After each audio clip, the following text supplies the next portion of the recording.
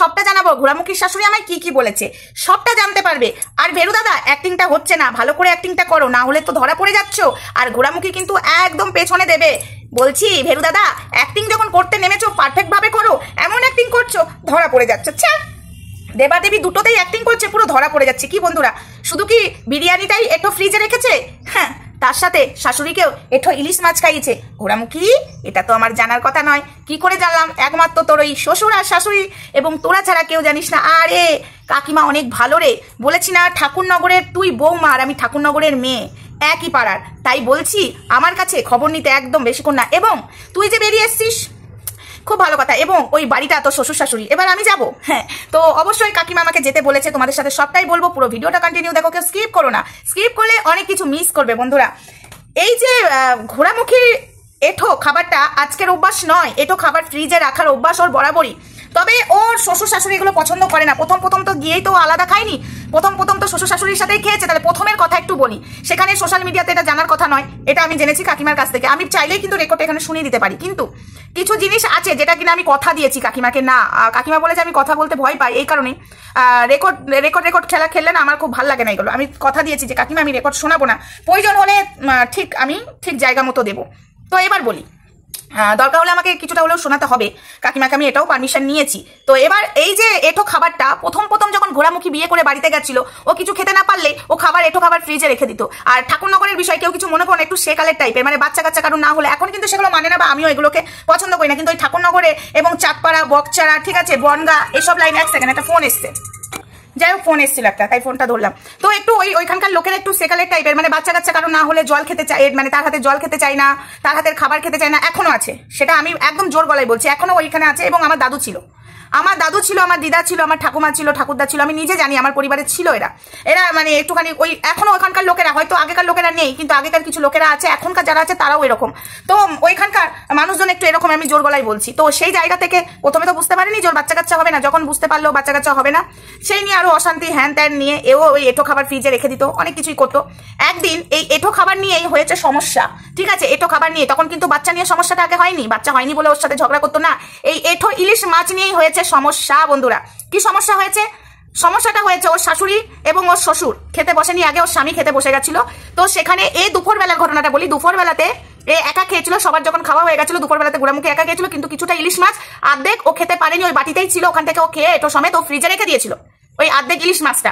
তো সেই জায়গায় কি করেছে, রাত্রেবেলাতে যখন ওর শাশুড়ি খেতে বসে, ওই এঠো ইলিশ আর্ধেক মাছটা ওর শাশুড়ির পাতে দেয়।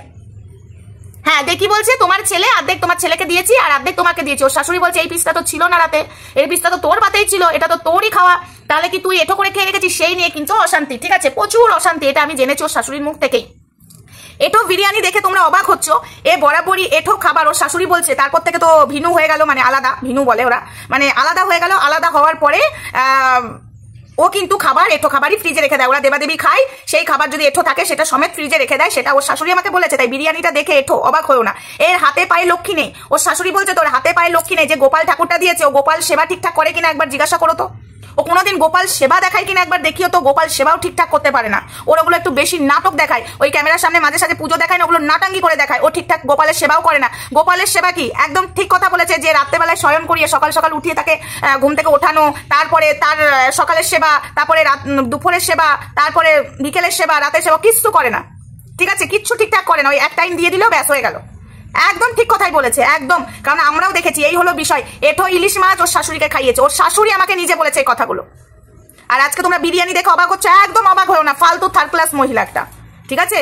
এবং আমি বাদ দাও, ওদের পাড়াতে আশেপাশে আমাকে তো বলে সোমা তুই, মানে আমাকে তো হোমা বলে, সোমা আর বেরোয় না, ঠাকুমার হোমা তুই জানিস না, ও মানে ওর শাশুড়ি যদি কারোর সাথে ভালোভাবে কথা বলে ওর তাতেও জ্বলন, ঠিক আছে। মানে অ্যাকচুয়ালি ও নিজে একা থাকতে পছন্দ করে, ও ভাবে যে শ্বশুর শাশুড়ি একা থাকুক। এই বয়সে ও একটা ছেলের বউ, বললে বিশ্বাস করবি না, কোনোদিন ঠিকঠাক শ্বশুর শাশুড়ির যত্ন করেনি, ঠিক আছে। ওর হাতে খাবে না, ওর হাতে জল খাবে না, কিন্তু এমনি তো সেবা যত্ন আছে, যা তাদের কাপড় চোপড় কেচে দেওয়া, তাদের ঘর পরিষ্কার পরিচ্ছন্ন করে দেওয়া, সবজি কেটে দেওয়া, কিচ্ছু করে না, কিচ্ছু না, একবার যে খবরও নেয় না, ফালতু থার্ড ক্লাস একদম। বন্ধুরা এই হলো বিষয়। এবার আসি আর একটা কথা, এই বিরিয়ানিটা না, ওর নাকি শরীর খারাপ ছিল, টাইটেলে লিখেছে আমি অসুস্থ, তাহলে কি করে বিরিয়ানি অর্ডার দিয়ে খেয়ে নিল? এটা কিন্তু প্রশ্ন, ঠিক আছে। সবাইকে মিথ্যা বলছে আর ভিউজ কামাচ্ছে, যে অসুস্থ সে বিরিয়ানি অর্ডার দিয়ে খেয়ে নিল। লক্ষ্মী হাতে পায়ে কিচ্ছু নেই, দাঁড়াও না, এই অ্যাক্টিংয়ের জন্য না রাস্তায় বসতে হবে। এবার আসি ভেরু দাদাকে। এই যে ভেরু দাদা, অ্যাক্টিংটা ভালো হচ্ছে না, অ্যাক্টিং কিন্তু ভালো হচ্ছে না, ঠিক আছে? এবং তোমার বিষয়ে তোমার মায়ের কাছে জানলাম ভেরু দাদা, তুমি খুব টাকার জন্য তোমার বউকে নাকি তুমি পরপুরুষের কাছেও পাঠিয়ে দিতে পারো। তোমার নিজের মা বললো, গর্ভধারিণী তোমার মা, তুমি যে গর্ভ থেকে ধারণ করেছো তোমার মা বললো, ঠিক আছে? তুমি হলো দেখতে এরকম, কিন্তু তুমি হলো মানে ঠিকই ওই যে সবাই ভেরু ভেড়া বলে না, আমাকে বললো ঠিকই বলে, একদম ঠিক বলে। আমার ছেলে একদম ভেরু ভেড়া হয়ে গেছে, একদম সিদ্ধারা বেকা, ঠিক আছে? সিদ্ধারা সোজা নেই, ঠিক আছে? শুনলাম নাকি টাকার জন্য আপনি আপনার বউকেও পরপুরুষের কাছে শুয়ে দিতে পারেন, এটাই বললো আপনার মা। আপনার মা আমাকে বললো এই কথাগুলো, পারলে না আমি সব শুনিয়ে দিতে পারতাম। আপনার মাকে আমি কথা দিয়েছি, তবে আপনার মাকে আমি এটাও বলেছি কাকিমা, সময় হলে কিন্তু আমাকে শোনাতে হবে, তখন আপনাকে পারমিশন দিতে হবে, ঠিক আছে? এটাও আমি বলেছি। আমাকে আবার এটাও বলেছে, শোনাবে কেন? তুমি একদিন আমার বাড়িতে এসো, বাবার বাড়িতে যখন আসবে আমার বাড়িতে এসোই না, ক্যামেরাটা অন করুন, আমি ক্যামেরার সামনে বলবো এখন থাক, একদিন এসো ক্যামেরার সামনেই বলবো, আমি বসবো। আমি তো চাইছি, কাকে নাকি বলেছে যে একটুখানি কারোর মানে কাকে বেশ বলেছে, নামটা বেশ বললো, বলছে না কাকিমা আমি তো এসব কন্ট্রোভার্সি করি না। ও ওদের বাড়ির লোককেই বলেছে যে আমি কিছু কথা কইতাম, ঠিক আছে? তো যাই হোক, সে তার চ্যানেলে তাকে নেয়নি, আমি নেবো। আমি কাকিমাকে কথা দিয়েছি আমাকে একটু যেতে দাও ঠাকুরনগর, কারণ বাচ্চা কাচ্চাদের পরীক্ষা টরীক্ষা রয়েছে, পড়াশোনা চলছে নতুন, ওই জন্য আমি একটু দেরি হচ্ছে। আমি বলেছি কাকিমা আপনাকে আমি অবশ্যই আমার ক্যামেরাতে নেবো, আমাকে বলেছে। তো এই ভেরু দাদা কতটা অসভ্য, কতটা নোংরা, তার গর্ভধারিণী মায়ের কাছ থেকে জানতে পারলাম। তার মাই বললো যে একে ধারণ করেছে, তার মা বললো। অনেকের সাথেই শুনছি নাকি কাকিমা কথা বলছে, পারলে একটুখানি তোমরাও জেনো এই কথাটা ভুল না ঠিক।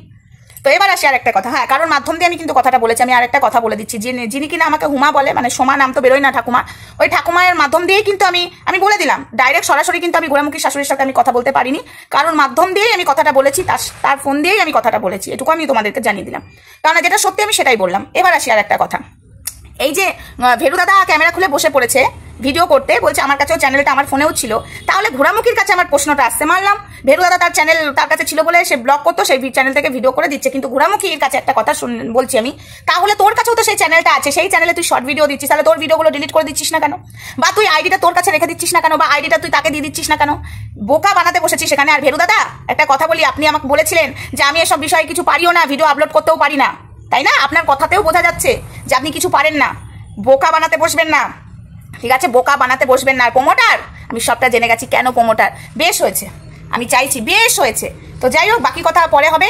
এই হলো এদের বিষয়। এঠো বিরিয়ানি দেখে তোমরা মানে ছি ছি ছি বলছো, এঠো ইলিশ মাছ শাশুড়িকে খাইয়ে দিয়েছিল, এঠো ইলিশ মাছ। আর একটা কথা কাকিমা বলতে গিয়েও বললো না, আমি বুঝে গেছি, প্রথমে অক্ষরটা বলাতেই আমি বুঝে গেছি, তো সেটা কাকিমার মুখ থেকে শুনেই বলবো, তুই যে সত্যিই নোংরা। তার সন্তানের ছেলে তো, তাই সে একটু আটকে গেল বলতে গিয়ে। যাই হোক, তার বদনাম হবে, তার নাতি বলে কথা। হ্যাঁ বন্ধুরা, তো আমি তার মুখ থেকে শুনবো, শুনে নিয়ে আমি তোমাদেরকে বলবো। সেও যখন কথাটা হিংস দিল, তার মানে তুই নোংরা, তোর হলো ছেলে দেখলেই আবার তোর শাশুড়ি তো ওটা বলতে পারছে না, কি একটা কথা বললো, সত্যি হাসি পেলো। আমি আবার বললাম হ্যাঁ হ্যাঁ কাকিমা ওটাকে অ্যাঙ্গেল বলে, ছেলে দেখলে অ্যাঙ্গেল না কি ওটা দেয়। বলছে হ্যাঁ ওর ছেলে ঘাসা, খুব ছেলে ঘাসা, নোংরা, আমার ছেলেকে দিয়ে ওর পোষায় না, এই কথা বলে দিল তো ডাইরেক্ট। তো যাই হোক, চলো বন্ধুরা, ভিডিওটা এখানেই থাক, নেক্সট ভিডিওতে দেখা হবে, ততক্ষণ সঙ্গে থেকো, ভালো থেকো, সুস্থ থেকো। আর ছেলের বিয়ে দিতে নাকি চেয়েছিল এই মেয়েটাকে তাড়িয়ে দিয়ে, ঠিক আছে? এই মেয়েটা যখন আমি হয়তো এই ভিডিওটা করেছিলাম তাদের কাছ থেকে জেনে, আবার নেক্সট ভিডিওতে বলবো, ভিডিওটা অনেক বড় হয়ে গেল। তো এটা তো অ্যাক্টিং করছে, বলছে এটা যদি সত্যি হতো আমি বাঁচতাম, আমার ছেলের কোনো দোষ নাই, আমার ছেলের বাচ্চা হবে, ওই যে ওর দোষ, আমি একটা অন্য মেয়ের সাথে বিয়ে দিয়ে আমি নাতি পুতির মুখ দেখে যেতে পারতাম, ঠিক আছে? এই কথাটা বলেছে রে। তো তোরা তো অ্যাক্টিং করছিস, তোদের তো এটা রিয়েল নয়, তোর শাশুড়ির যদি এটা রিয়েল হতো তোর শাশুড়ি খুব খুশি হতো, এটা কিন্তু আমাকে বলেছে। তো যাই হোক, চলো টাটা।